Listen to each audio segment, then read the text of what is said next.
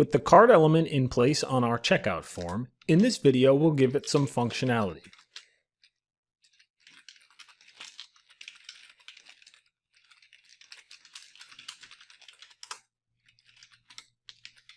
First, let's add a listener on the card element for the change event, and every time it changes, we'll check to see if there are any errors.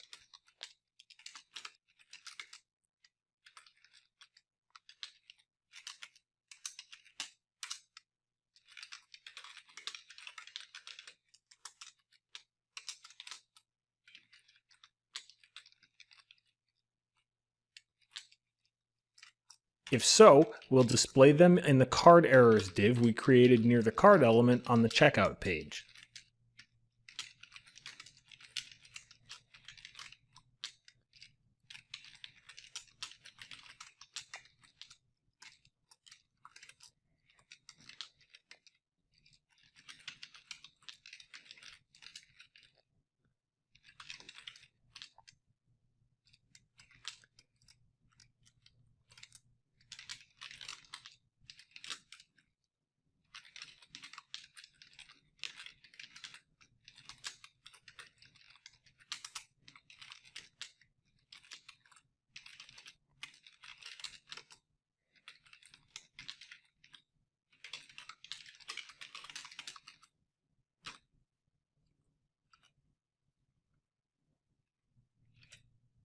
Looking at the site now, it's more clear what the issue is if the user experiences an error, as we've rendered the error from Stripe with a nice little icon next to it.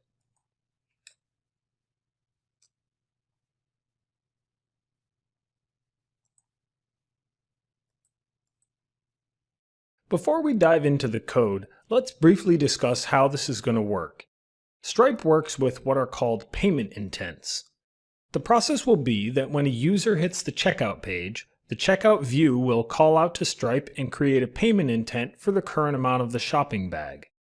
When Stripe creates it, it'll also have a secret that identifies it, which will be returned to us, and we'll send it to the template as the client secret variable. Then in the JavaScript on the client side, we'll call the confirm card payment method from Stripe.js using the client secret, which will verify the card number. The first thing needed to accomplish that is a function to calculate the current bag total in the view. Even though we wrote it for a different purpose, we've actually already got the code we need right in the context processor in the bag app. In checkouts views.py, at the top I'm going to import the bag contents function from bag.context, which, as you know, makes that function available for use here in our views. Since really all that function returns is a Python dictionary, we can pass it the request and get the same dictionary here in the view. I'll store that in a variable called currentBag, making sure not to overwrite the bag variable that already exists. And now to get the total, all I need to do is get the grand total key out of the current bag.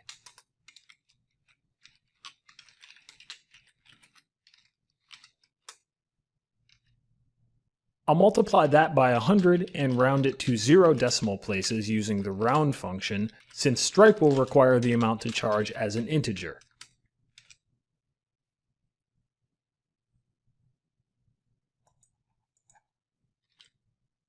With that finished, I'll install Stripe with pip3 install Stripe,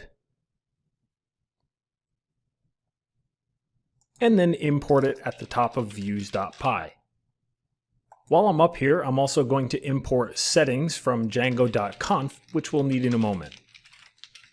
Let's save this and head to the settings file and add a few items.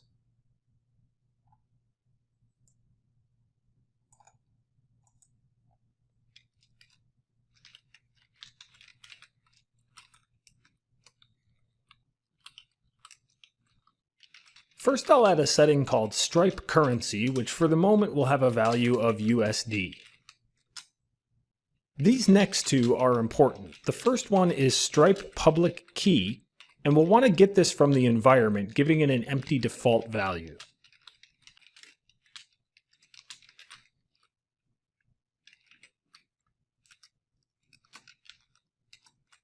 The same is true for Stripe Secret Key.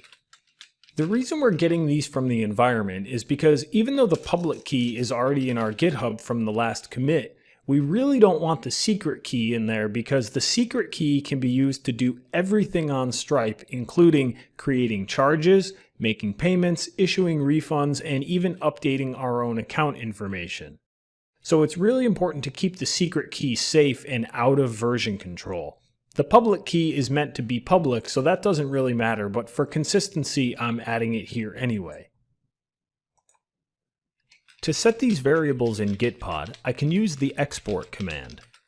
This should also work on OS X and Linux operating systems, but would require a different command called set on Windows. If you're not using Gitpod, you may need to look up instructions on setting environment variables for your specific situation.